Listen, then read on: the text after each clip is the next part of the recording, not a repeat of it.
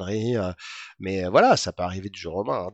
Donc le Mitre Attack, c'est vraiment important de comprendre. Après, vous avez le credential access, comment est-ce que je vais récupérer le credential de Thomas ou de Emmanuel, comment je vais découvrir mes services, comment est-ce que je vais faire du lateral movement, donc exploitation de services, la collection, bon, pas terrible, clipboard data, récupérer tout un système de data, des techniques. En fait, tout ça, c'est des techniques, hein, c'est des techniques. Et, et les systèmes de protection vont faire la corrélation d'alerte pour en créer un incident. Et un incident, si tu veux, comment est-ce que je suis capable de voir, par exemple, comment est-ce que je suis capable de voir s'il y a du internal spear phishing ou lateral tool transfer, vous voyez, c'est-à-dire que, ou software development tool, c'est-à-dire qu'à un moment donné, si je connais la cause, je peux l'identifier. C'est-à-dire qu'à un moment donné, on me dit, OK, qu'est-ce que c'est que le lateral tool transfer, hein, c'est on prend des tools pour pouvoir recopier des fichiers sur le poste de la victime. Et puis, par exemple, vous avez des partages qui sont mal faits ou se connecter avec du RDP si c'est mal fait. Des softs que l'hacker utilise, c'est tout ça. SCP, AirSync, curl, SFTP, FTP. Je pense que Chloé, ça, tu dois sûrement connaître tout ce que je te montre à l'écran. Ouais, Hein, c'est des pas tools, tout, mais un mais peu. une partie, voilà. Donc, je suis capable de voir les différentes attaques qu'il y a. Par exemple, Hawking Dragon, Bitsadmin, Black Cat, l'horreur, ce truc qui utilise en fait compte un truc qui s'appelle PSXE. PSXE, c'est un outil proposé par SysInternal, c'est tout à fait banal, que tout le monde utilise depuis très longtemps, maintenant qui a été classé en tant que malware. Donc, tout ça, donc en fait, compte, moi, si demain je veux faire un soft qui vous protège contre la plupart des attaques, il suffit, c'est un gros mot, hein, que je puisse identifier tous ces types d'attaques. Parce que si je suis capable d'identifier ça, je peux les bloquer. Donc t'imagines un petit peu les softs qui sont capables d'identifier ça. C'est monstrueux parce que c'est souvent des... faut que je sois sûr que si tout d'un coup Chloé fait un SCP, que c'est normal pour son travail. Mais peut-être que si elle le fait sur certains serveurs où elle se trompe de mot de passe plusieurs fois, c'est bizarre. Vous me suivez? Oui, oui. Oui, Oui, oui, oui, pas de c'est souci. bien. Si vous me suivez, ça va alors. C'est des comportements normaux, mais Oui, en même temps anormaux dans certaines oui, conditions. oui, Voilà. oui. Ça doit être hyper fin comme analyse. Oui, par exemple, regarde, je te montre juste un cas de figure. PowerShell, c'est un outil qui est utilisé par tous les gens qui font du Windows, hein. Tous les administrateurs Windows connaissent PowerShell parfaitement, hein. Je vais demander ici, levez la main ceux qui connaissent PowerShell. Ceux qui connaissent pas mal PowerShell plutôt. J'ai deux noms. Ok, donc pas mal PowerShell, il y a Frédéric et il y a Walter. Alors Walter, explique-nous un peu, tu connais PowerShell et comment tu l'utilises? Bah, pour la partie Virtu, pour la partie vSphere, Ouais. c'est ce qu'on utilise régulièrement pour passer les commandes aux plateformes. PowerCLI, ouais. Ouais, le truc, ok. Et Frédéric? Bah, je connais, parce qu'on peut pas ne pas connaître PowerShell quand on est dans le domaine Microsoft, hein, mais Ouais, bon, c'est clair. plutôt ça. Donc c'est un outil qui permet de pouvoir rechercher, par exemple, je sais pas, je voudrais avoir la liste de mes partages SMB. Bon, ben, je fais get SMB share, par exemple, et j'ai plein de commandes, et derrière. Et c'est très utilisé pour faire de l'administration à distance, ok? Donc c'est surtout utilisé pour ça.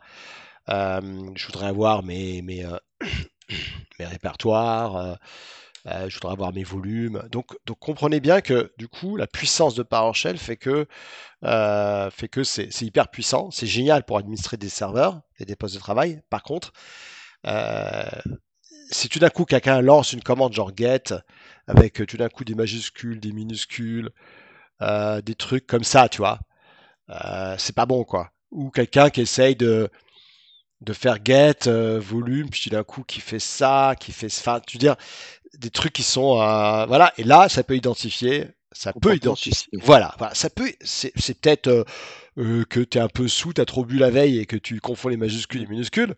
Bon, voilà, c'est pas pour ça que tu es un hacker, hein.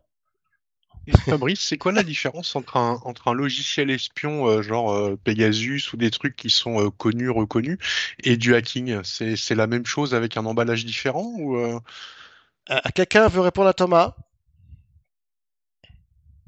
Tu peux répéter la question? la différence entre un logiciel espion qui est reconnu sur le marché comme tel et du hacking?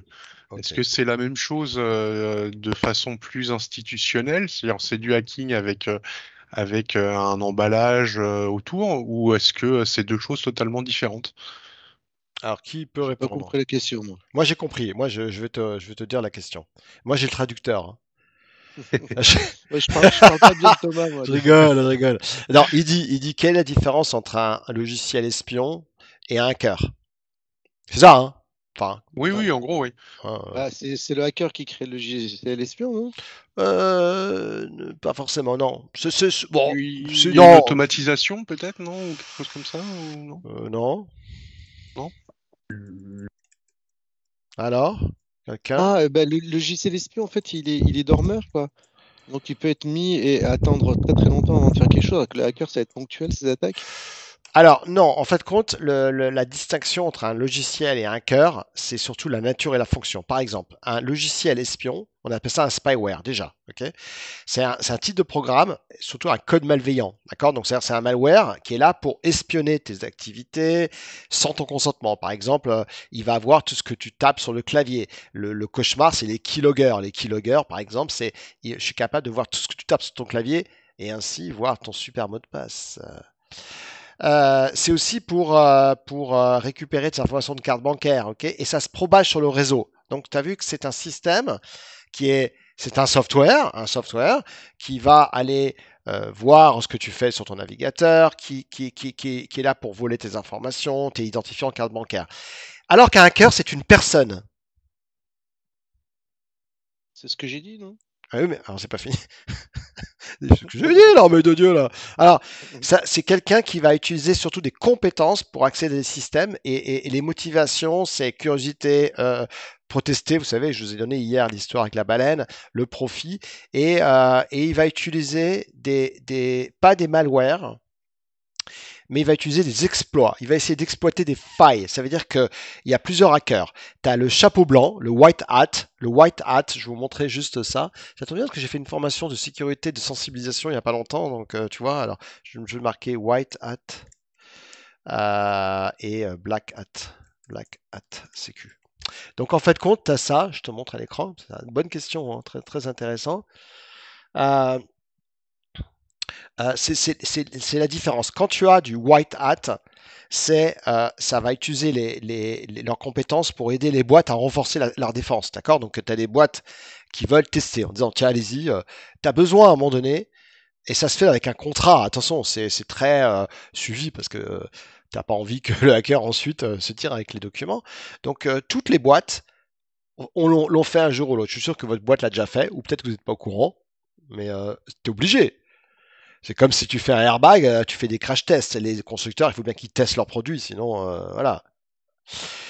Et puis après, tu as malheureusement le vrai accident qui arrive. Voilà. Et les chapeaux noirs, ce qu'on appelle ça des black hat hackers, ça, ils veulent le faire pour de illégaux. Et les chapeaux gris, ce qu'on appelle les grey hats, ça se trouve entre les deux. Donc ça, c'est pas bon du tout, hein. Tu sais, putain, qu'est-ce qu'il veut faire, lui? Euh, les hackers utilisent des exploits. Ils n'utilisent pas des malwares. Un malware, on a bien compris, c'est pour être propagé sur tous les ordinateurs à travers des téléchargements, des pièces jointes, des emails malveillants, des sites web mal protégés, etc. Tout. C'est ça, c'est qu'il est tout seul, il est automatique. Dès qu'il part, un ransomware, c'est parti, quoi. Le hacker, il va utiliser des solutions comme par exemple, alors, il utilise des solutions pas alors Kali Linux ou d'autres solutions, mais eux, ils utilisent des solutions bas niveau. Kali Linux, par exemple, pour ceux qui ne connaissent pas, c'est un c'est une machine virtuelle dans laquelle ils embarquent la plupart des exploits que les hackers utilisent. En fait, compte, c'est comme ça que vous testez. Le Kali Linux est très utilisé dans ce domaine-là pour montrer que j'accède à votre serveur de fichiers avec les permissions NTFS en 2 secondes et j'ai hacké vos logins. Donc est-ce que c'est plus clair déjà? Euh, Pas... Non, tu me dis, hein, c'est pas clair. Hein. Tu me dis, écoute, j'ai rien compris. Bah, pour moi, la finalité à l'arrivée, c'est la même. Après, la méthode pour le faire, ok, c'est pas la même, mais la finalité, c'est de récupérer des informations monnayables, entre guillemets, quoi.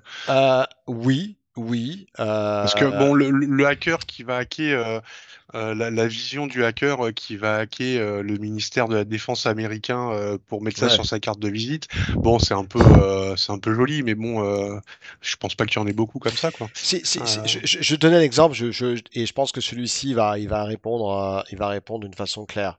Par exemple, un hacker, il va essayer d'ouvrir tous les ports réseau de ton poste de travail. D'accord? Il est là, il va essayer d'ouvrir.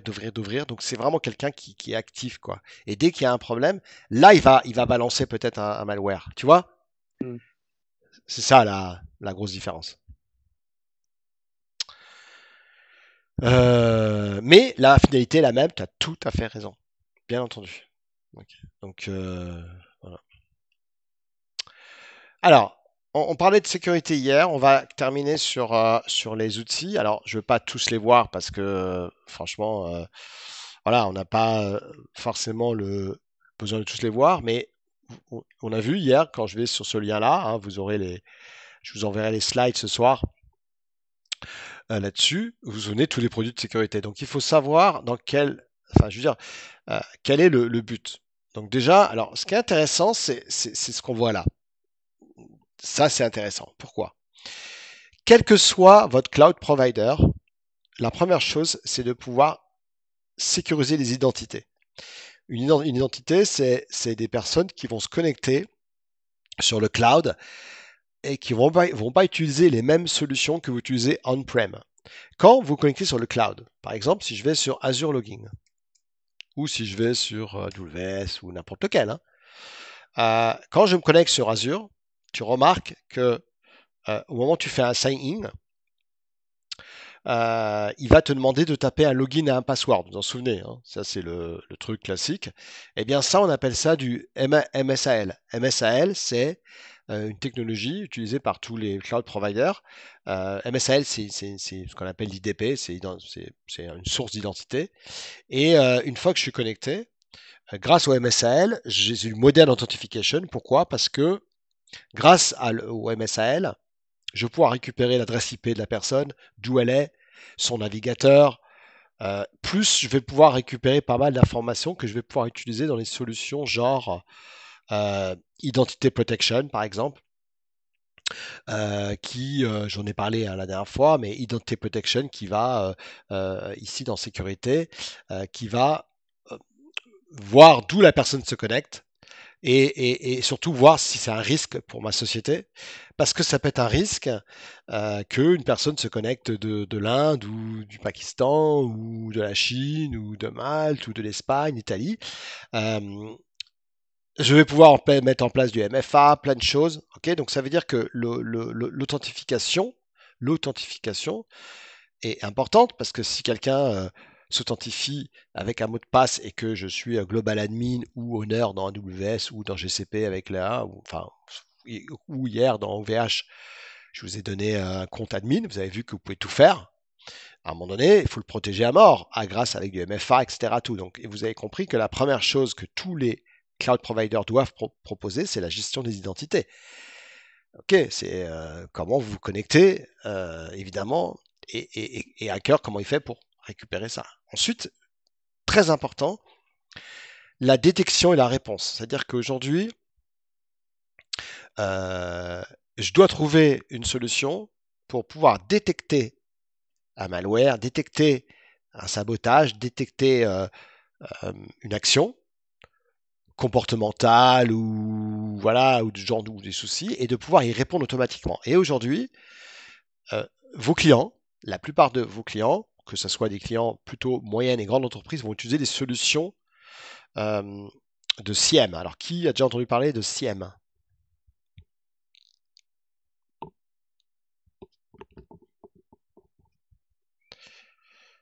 Walter, oui. Alors déjà, Walter, Emmanuel. Emmanuel, je te laisse. Est-ce que tu vois ce que c'est que le SIEM? C'est un outil d'analyse de log, non? Oui, Oui, analyse de log, ouais. d'incidents, C'est- et C'est le truc qui est utilisé par les SOC généralement. c'est ça, exactement. Ouais. C'est ce qu'on a nous, par exemple, pour nous, on a pour SSG, on a Splunk. Ah bah Splunk, c'est extraordinaire. Ouais, non, mais c'est... Splunk, c'est... Je vous montrerai le produit, ceux qui connaissent pas. Par exemple, moi, je pourrais chez la DGAC et travailler sur l'outil CIEM. Voilà, alors tu as du Splunk, c'est énorme, hein, ça c'est un truc énorme, hein. Donc, ou alors tu as un autre produit qui s'appelle le Sentinel. Sentinel, c'est le SIEM de Microsoft. Ok. Donc le but de SIEM, c'est de récupérer tout ce qui se passe dans ton infra, que ça soit... Alors en plus, ils sont multi-cloud, hein. Donc ils sont capables en temps réel, euh, de voir les attaques qu'il y a, de sécurité, de faire du machine learning et de récupérer tout ce qui se passe de tous vos devices, du cloud, multi-cloud, et d'analyser tout ça et de voir, oh là, il y a un risque là, oh là, il y a un hacking en place, oh là, il faut répondre, oh, il faut bloquer l'IP, il faut. Tu vois, c'est ça le truc. C'est obligé. Et l'autre produit, c'est Sentinel. Et Sentinel, lui, c'est la même chose, mais c'est Azure, hein.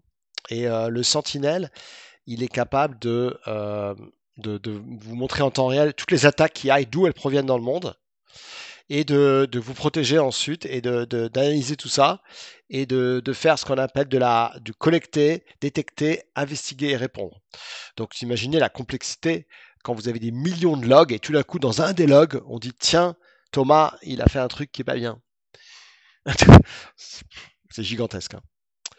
Euh, La protection du réseau aussi, tous les systèmes doivent faire ça. Donc on est bien d'accord que si, d'une façon générale, tous les clouds doivent protéger les identités. 1. 2. Détecter les réponses. Détecter et répondre aux attaques. Et la pire des attaques, est-ce que vous la connaissez, l'attaque, une des attaques les plus, disons... Les ransomware? Alors ça, ok, ransomware, c'est l'horreur. Mais qu'est-ce qui est la hantise du SOC? Ransomware, évidemment, mais d'une façon générale. Celui qui répond, la prochaine fois qu'il vient à un match, je lui offre un cocktail. Faut vite que je réponde. Moi, je veux bien que tu m'offres le billet et je te paierai le cocktail. Bon, bah alors un cocktail avec du champagne Dom Pérignon, hein. Bon, Ah, alors, ça fera plaisir. ça commence par Z. 0 day? Oui! Ah. Oh, c'est moi qui ai le cocktail. Oh, Emmanuel, franchement, c'est que c'est rare, hein, qu'on réponde du premier coup, là. Tu peux nous en parler? Parce que du coup, tu as dit 0 day, mais voilà. C'est quoi 0 day? Pourquoi c'est le cauchemar pour la hantise, pour n'importe quel... pour le... Parce que si je dis pas de bêtises, c'est quelque chose qui vient vraiment d'être découvert et que personne ne connaissait avant et pour lesquels il n'y a aucune parade pour l'instant. Eh bien, exactement. Donc, le Zero Day Protection, c'est la hantise. C'est tout d'un coup, quelque part dans le monde, il y a une attaque. On peut imaginer que... Ah oui, d'accord, j'aime bien ça, Zero Day Protection, c'est excellent ça. Putain. Ah, j'adore, c'est génial. Donc, quelque part dans le monde, il y a une attaque. Okay, c'est-à-dire qu'il y a quelque chose qui va se passer. Okay, c'est-à-dire que le Zero Day Protection, c'est... voilà, alors, bon... donc la sécurité, c'est ça, c'est tout d'un coup, il y a une attaque, imaginons, là, il est 9h41. Et à 9h41, il y a une saloperie qui est en train d'inonder le monde entier. Ça peut être catastrophique, hein. Ouais. Du coup, euh, tu vas me dire, ouais, mais t'es en train de nous dire que s'il y a du Zero Day Protection, on est foutu. Non, on n'est pas foutu parce que du coup, on va analyser. C'est-à-dire que comme on n'est pas capable de reconnaître et d'avoir l'antidote, enfin d'avoir le patch, tu sais, quelque chose qui va bloquer l'attaque, hein, c'est comme une gruyère, hein. T'espères que tous les trous sont bien bouchés pour pas que l'attaque passe. Eh bien, on va identifier, grâce à des logiciels hyper sophistiqués, on va essayer de reconnaître une technique. Et ça, c'est du Zero Day Protection. Donc, on va être capable de dire, bah tiens, les hackers, quand ils balancent un malware ou un ransomware ou quand ils essayent de faire de l'attaque, on connaît leur technique. C'est-à-dire qu'on sait à peu près voir et sentir ces petits signes, un peu comme tu te sens pas bien, tu dis ah on sait pas trop ce que tu as, bon tu vas tout de suite peut-être t'entourer dans une serviette, tu vas peut-être prendre des aspirines, des trucs comme ça. Enfin, tu sais que tu vas. Après, bon, le virus, c'est le virus, hein. Mais donc, le zero day protection, c'est la même chose, c'est que c'est ça. Et là, c'est la hantise de toutes les boîtes. Et OVH n'a pas de solution de zero day protection intégrée dans leur service. Mais ne vous inquiétez pas, évidemment. Donc, c'est à vous de créer, d'avoir chez eux, parce qu'on parle bien du cloud, on est bien dans une logique de IaaS, hein, n'oubliez pas. Chez vous, je n'en parle même pas. J'imagine que chez vous, vous avez déjà tout ce qu'il faut, des gros appliances, Checkpoint ou Splunk. Enfin bon, dans ce cours ne couvre pas votre travail de tous les jours dans on-premise, mais sur le cloud, OVH n'a pas de solution. La seule solution qu'ils ont, c'est du DDoS.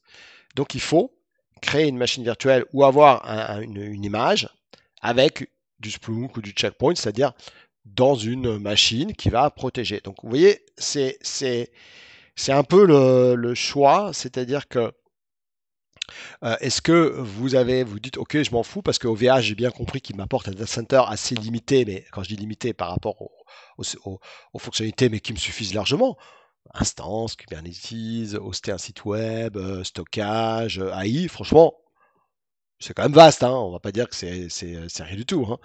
Mais ils n'ont pas cette. Et c'est pour ça que les boîtes, souvent, préfèrent avoir un outil, soit qui est proposé par le cloud provider. Exemple, exemple des produits dont on a tous ces produits-là, Quart Duty, Inspector. Le seul problème, c'est que c'est des outils propriétaires. C'est-à-dire, quand je dis des outils propriétaires, alors ça dépend. Mais il y a Amazon Detective, lui, il va détecter, c'est-à-dire qu'il va aller voir avec Inspector, vous avez compris que c'est Amazon Inspector Detective, c'est vraiment des produits qui vont aller détecter, voir des choses anormales. Et donc le client, souvent, il va te dire, ah ouais, mais c'est bien beau, mais j'aurais préféré peut-être avoir une solution qui fonctionne avec tous les providers, et même chez moi on-premise. Dans ce cas-là, oui, il ne faut pas partir vers une solution propriétaire, il faut partir vers une solution plutôt que vous connaissez bien, comme du Checkpoint, du Splunk, du Barracuda, enfin, vous savez, Zero Day Protection, il existe des multiples solutions de Zero Day Protection.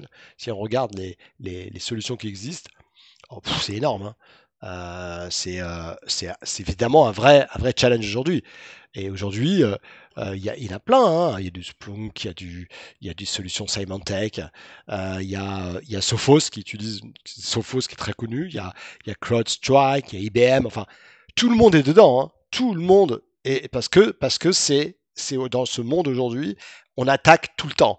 Tout le temps. Je veux dire, imaginez la plateforme de Google, AWS, le nombre de milliards d'attaques, parce que là, on parle même pas de millions d'attaques, hein.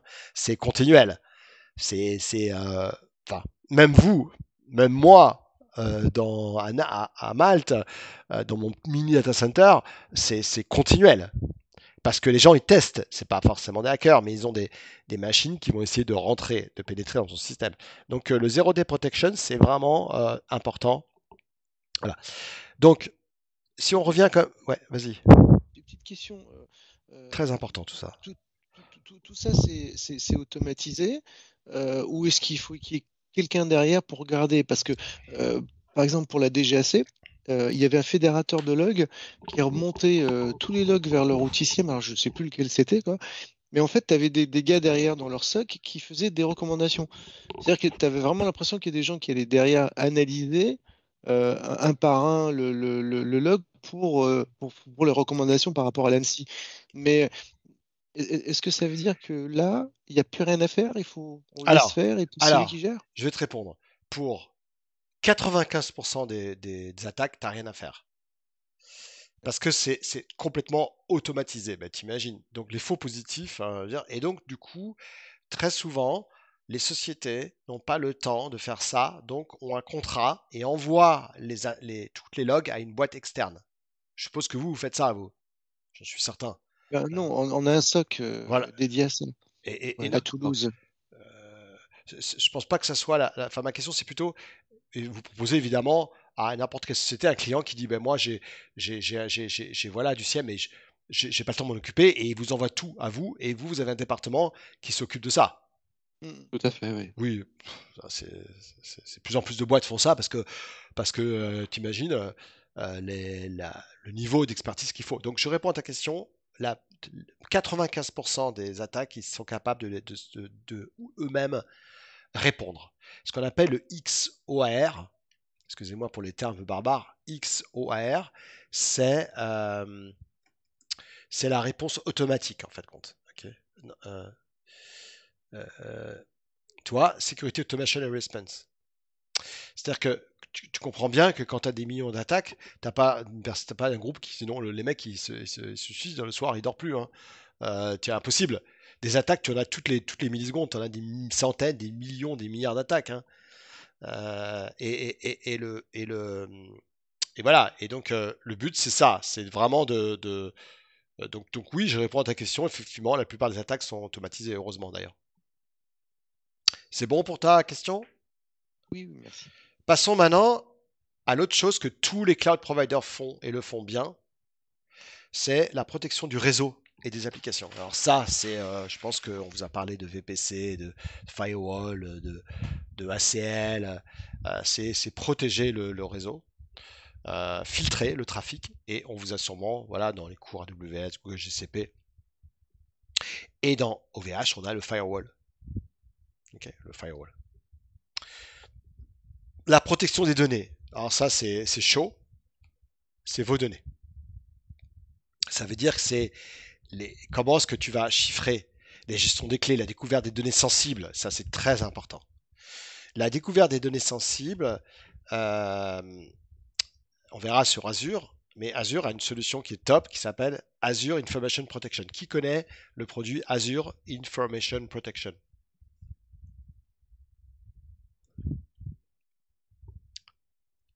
Alors, Azure Information Protection, juste pour vous expliquer, comme ça, après on va les revoir de toute façon. Information Protection, qu'est-ce que c'est?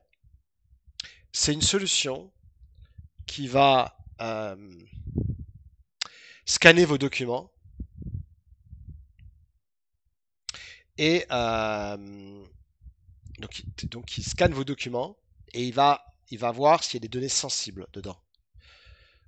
Donc il est capable de dire, bon ben je suis capable de voir que tout d'un coup il y a, je sais pas, il y a un document dans lequel il y a des secrets. Par exemple, la formule de Coca-Cola. Donc je reconnais, grâce à des patterns, qui sait ce que c'est que du regex ou pattern? Levez la main ceux qui ont déjà joué avec du regex. Un pattern, c'est quelque chose qui se répète. Gimmick. C'est-à-dire, continue. C'est-à-dire des mots-clés qui doivent revenir, non? C'est ça? Et Mehdi, il est dans un groupe de regex. Il fait de la musique. Ah, excellent. Ouais, c'est un gimmick, quoi. Ah, c'est excellent. Regex, c'est quoi? Ah ouais, c'est le Léo, bon Léo. Bon, ok. Tu sais pourquoi tu sais pourquoi les Gypsy Kings ils chantent comme ça? Il y avait pas Oui, il y a cette pas place assez de place dans la caravane. Ah, excellent! Ah, elle est bonne celle-là. Oh putain.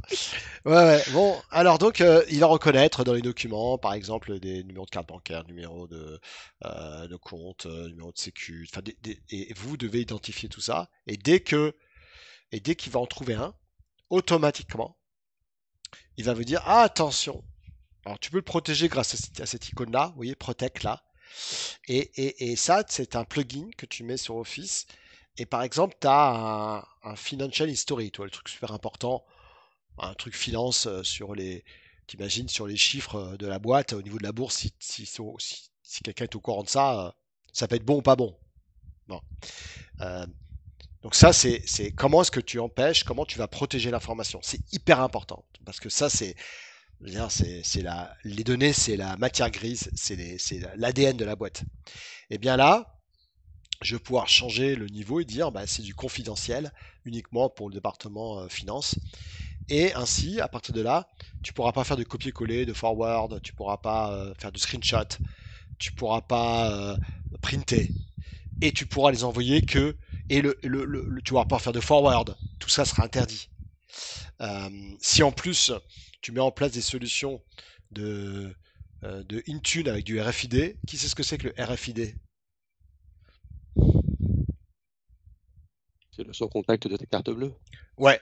Eh bien, aujourd'hui, avec Intune, c'est une solution, vous savez, MDM de Microsoft, tu vas pouvoir mettre sur chaque téléphone de tes employés un badge RFID, et dès qu'ils rentrent chez vous, ça va déconnecter l'appareil photo, ça va déconnecter tous les réseaux sociaux automatiquement. Ok, donc ça se fait de plus en plus. Donc, un badge RFID, tu mets derrière chaque appareil photo, ça se fait très bien, hein. RFID, c'est très connu, hein. Tu as même du RFID que tu colles, c'est très léger. Tu sais, c'est hyper fin, ça ressemble à du QR code ou tu vois, c'est ça, hein, mais c'est encore plus fin, hein, parce que maintenant les badges RFID c'est hyper fin, tu vois, et tu peux les coller derrière le téléphone. Maintenant, voilà, dans tous les sens. Et du coup, si tu veux. Soit tu te dis aux gens, ben alors le téléphone, vous n'avez pas le droit à la boîte. Dans ce cas-là, vous faites comme l'usine Samsung aux États-Unis, en Corée, où les téléphones restent à l'entrée. Je ne sais pas si vous imaginez, parce que l'usine Samsung en Corée, c'est 3 fois la taille de Malte, hein. J'ai certaines salles de réunion à certains endroits, des salles de réunion du conseil ou choses comme ça.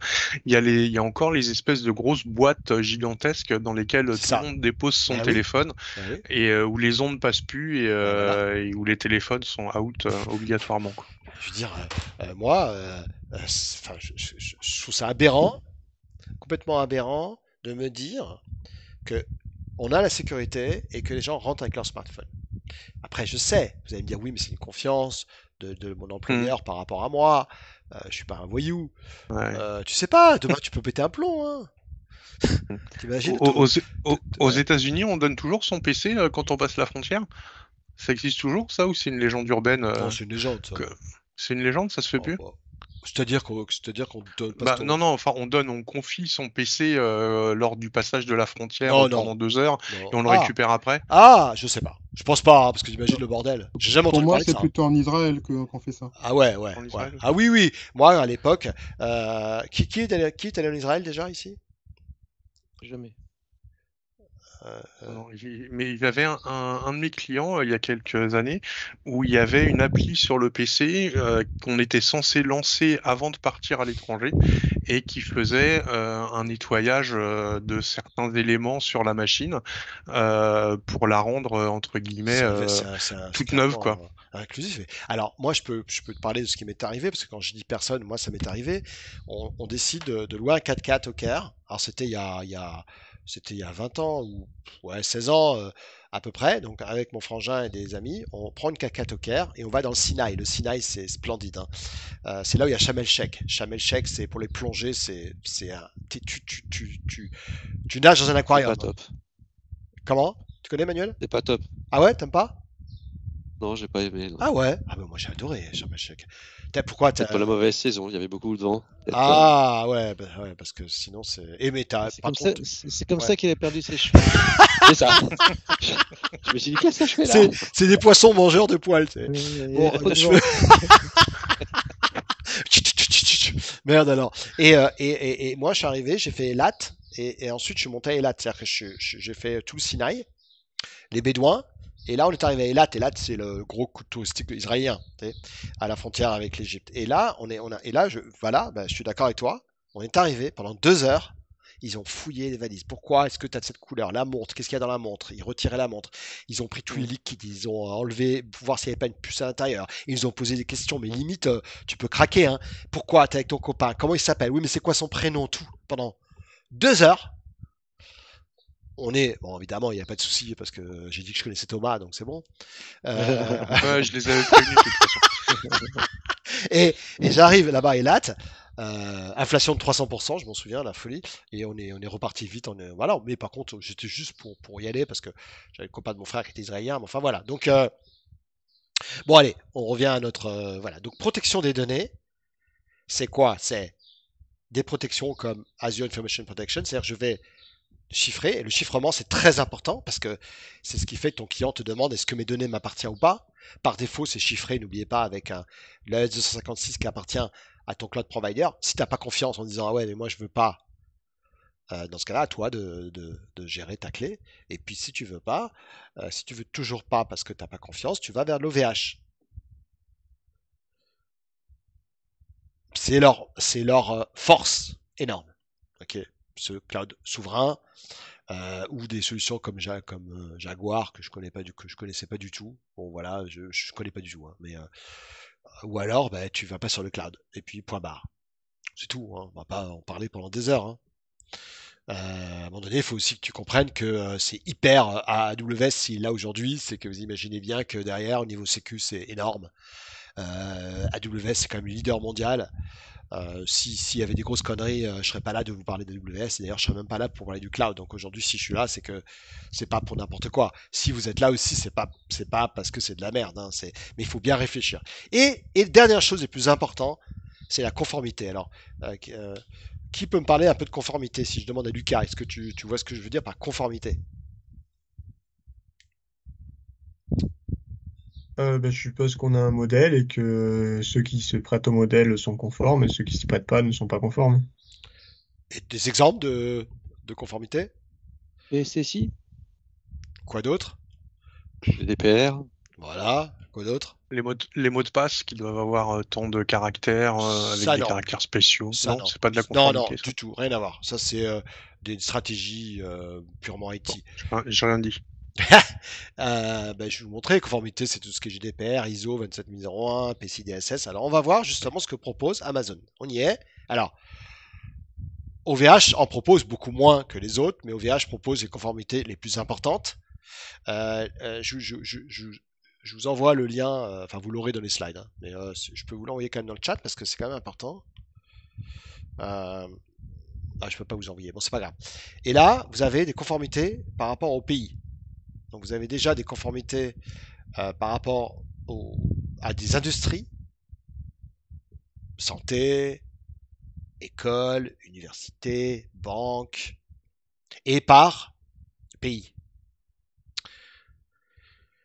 Vous avez tout ça, donc vous avez le FIPS évidemment, la loi protection vie privée de l'enseignement. L'enseignement, c'est l'enseignement, hein, les écoles. Là, c'est les administrations, la FedRAMP. Est-ce que vous en connaissez là-dedans un petit peu? Si je demande à Walter, par exemple.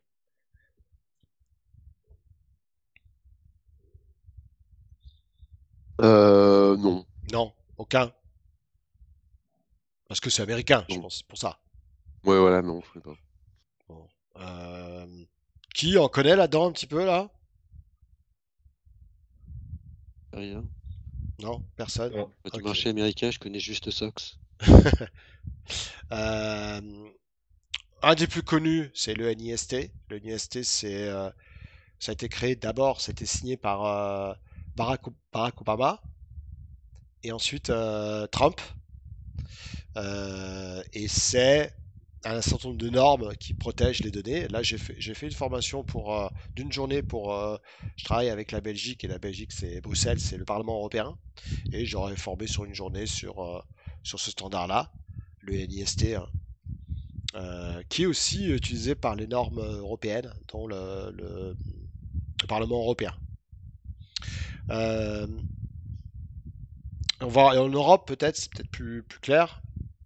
Donc vous avez ça, c'est l'Allemagne, les protections des données, tu vois.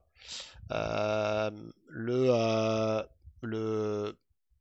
GESMA. Donc, alors c'est par exemple, ça c'est le marché suisse. FINMA, c'est très connu. Hein, c'est le marché suisse, par exemple.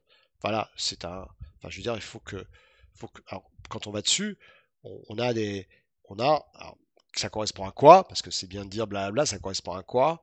Par exemple, HDS. HDS, c'est quoi? Alors, je pense que vous pouvez m'en parler d'HDS parce que vous m'avez tous dit le premier jour, ah oui, on est HDS. Qui ici peut m'en parler? Hébergeur de données de santé. Alors vas-y Walter, tu peux nous en parler un petit peu, s'il te plaît? C'est tout ce qui est protection des données de santé. Il faut que tu prouves que sur tes infrastructures, il ne peut pas avoir de fuite et que tu puisses garantir que si tu as un client qui est HDS, que les données puissent pas se barrer à droite et à gauche. Et voilà, et donc comment tu passes cette certif, comment est-ce que tu passes cette certif, qui va tester quoi, voilà, il y a des consultants qui viennent, Ah oui, forcément, oui, oui, il regarde hein, tout. Après, t'as vu? il regarde pas techniquement, hein. C'est comme l'ISO, hein, il Ouais, regarde comment dire, tes procédures, ce que tu as écrit. Il y a personne qui va dans ton data center aller farfouiller, et essayer c'est ça, c'est ça. Alors, voilà. Après, ils peuvent se mettre derrière un mec en lui demandant, bah tiens, fais-moi ci, fais-moi ça. Mais en aucun cas, ils peuvent avoir une action physique physique, ou essayer de rentrer sur tes infrastructures. voilà, donc HDS, c'est ça, c'est fournir les C'est les garanties. observateurs de l'ONU, quoi, c'est ça? Non, mais voilà, tu vois ce que je veux dire. Non, mais voilà. Non, mais Alors, voilà. non, mais ils peuvent se mettre derrière toi en te demandant, bah fais ci, fais ça, prouve-moi ci, prouve-moi ça, par rapport à ce que tu as écrit. Ouais. Donc, faut répondre à la norme. La norme, il y a plein de points, comme ISO 27001. Il y a plein de points, et il faut prouver C'est ça. que C'est de la folie. C'est de la folie. alors, il faut prouver ce que tu as écrit, tu l'as mis en place. C'est ça. C'est ça. Par contre, la différence de HDS, le HDS est hyper strict. L'ISO, si tu es tu écris tu écris ce que tu veux du moment que tu es dans le cadre. C'est tout. large, c'est tranquille. L'ISO, c'est vachement plus large. Tu peux plus te faufiler dans la norme. HDS, c'est très strict. Et Second Cloud, c'est l'enfer. Et On y avait pensé à un moment donné, on a lu le truc, on a arrêté. C'est un cauchemar. et du coup, c'est un business énorme.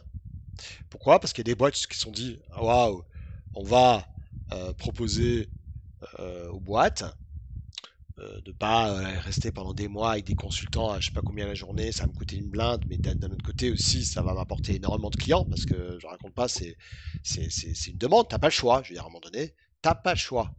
Tu veux pas le faire, ben tu perds tous les gros clients institutionnels, hein, tu oublies. Hein.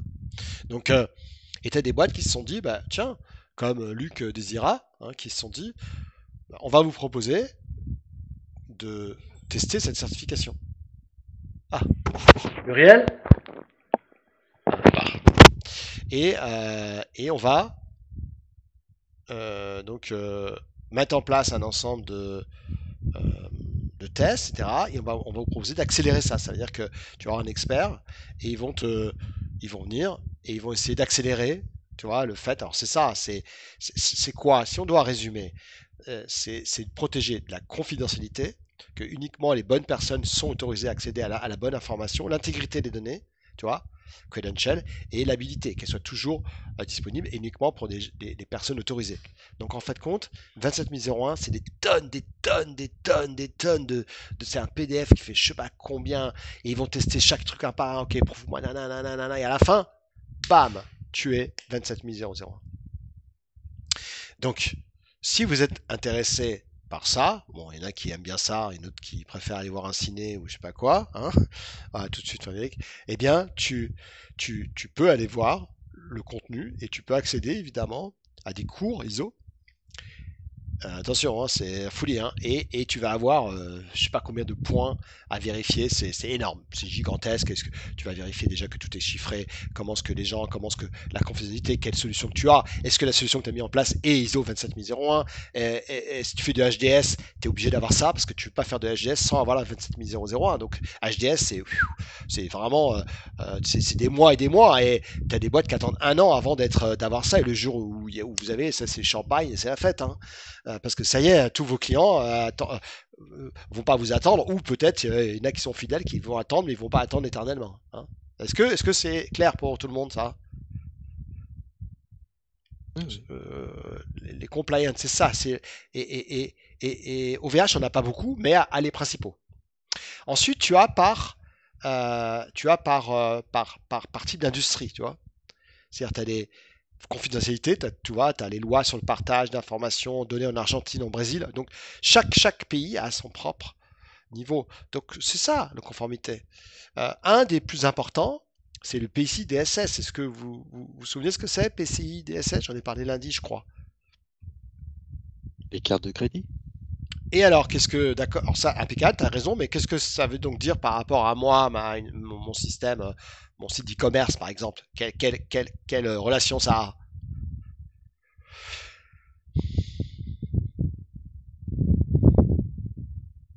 Donc, c'est un ensemble de conseils et de normes qui a été créé par Financial Services, American Express, JCB, Mastercard et Visa pour les sociétés, pour les entités qui stockent et transmettent les données de cartes distributeurs, fournisseurs de services. Et donc, il y a un livre blanc, d'accord, il y a une guide de conformité et qui va vous demander déjà est-ce que vos bases de données, si vous stockez, vous savez, les gens disent on stocke jamais notre carte bleue, sauf que tout le monde le fait sur AWS par exemple. Bon, la plupart des gens ont confiance. Ça m'évite à chaque fois de remettre mon numéro. De temps en temps, ils vous redemandent quand même certaines choses quand vous commandez souvent parce que voilà. Bon, après, je parle pas des problèmes de fraude, tout ça, ça c'est autre chose. Bon, mais il va falloir que AWS prouve. Et dans PCI-DSS, il y a un guide de rapport conformité. C'est des centaines de pages sur qu'est-ce qu'il faut faire pour être PCI-DSS. C'est-à-dire que dedans, tu as un guide qui va te dire comment est-ce que tes bases de données doivent être mises en place, comment tu vas segmenter ton réseau, comment tu vas crypter toutes tes bases de données. Et là, c'est rien, hein, c'est tout petit. Hein, et dedans, on va aller faire une liste de ce qu'il faut que tu fasses. Et ce qui est pratique, c'est que si tu vas sur Azure ou sur AWS, hein, on s'en fout, hein, quand tu vas là dans, je vais vous montrer, je prends l'exemple d'Azure, hein, mais ça peut être exemple de n'importe quoi. Quand je vais sur Azure, j'ai le département compliance, comme AWS là, hein, ici, quand vous allez dans Azure, pardon, quand je vais sur la partie compliance, donc si je tape https tac // compliance. Alors, c'est un compliance qui vient du SaaS, mais on s'en fout, c'est la même chose. Voilà, quand j'arrive là-dessus, j'arrive sur un site spécifique où je peux étudier et il est même capable de me dire si je suis PCI DSS. Hein.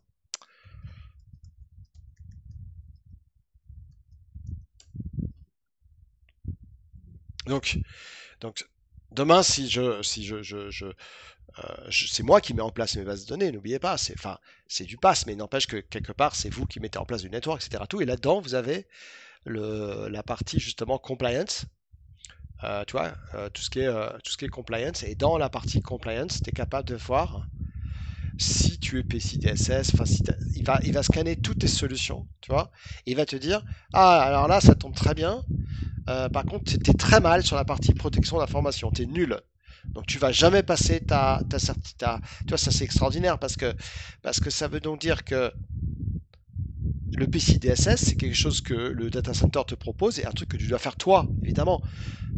Quand on dit que AWS est PCI DSS, ça veut dire quoi? Ça veut dire qu'ils ont fait une partie de leur qui prouve qu'ils ont du network, de la protection, ils ont du hardware, ils ont un certain... Mais après, toi, si tu fais des conneries, si à un moment donné tu crées une base de données et c'est pas crypté, ou si tes mots de passe c'est nul, ou ça fait du MFA, voilà, c'est pas eux, tu as le droit de te connecter à Microsoft sans MFA. Hein. Personne mais tu vas passer aucun niveau de certification. Donc là, tu vois, là, en protection, je suis nul. En contrôle d'accès, je suis nul. Alors là, protection contre les menaces, je suis carrément, mais alors, pas nul, mais archi nul. Et tu peux après aller dedans, et tu peux aller après, tu vois le score, hein, tu vois, il te dit le score, et après tu peux aller évidemment dans les compliance managers, et tu vas pouvoir maintenant visiter ce site-là, et dans ce site-là, tu vas pouvoir aller te connecter justement sur cette partie compliance, et te connecter et accéder à ce compliance manager et qui va t'expliquer ce que c'est, comment il t'aide à être sûr que tu sois PCI DSS pour l'exemple de PCI DSS évidemment. Ok, donc voilà. Alors on finit juste ici. Donc vous vous souvenez, donc on parle bien des gros blocs, gestion des identités, détection et réponse des menaces, protection du réseau des applications, protection des données et conformité. Et là, j'ai tous les produits.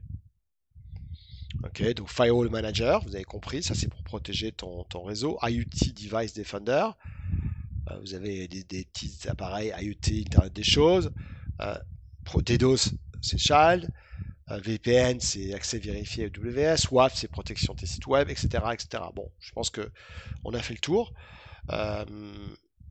Vous avez assez d'informations ici pour avoir plus d'infos sur justement ce que proposent les cloud providers. Bon, on va passer maintenant à la partie Google. Alors, je vais pas me recoller toutes les solutions parce que bon, on va voir un peu, mais ils font la même chose que Azure et AWS, GCP. Ils ont tous la même chose. Okay, les noms sont différents, mais ils font tous la même chose.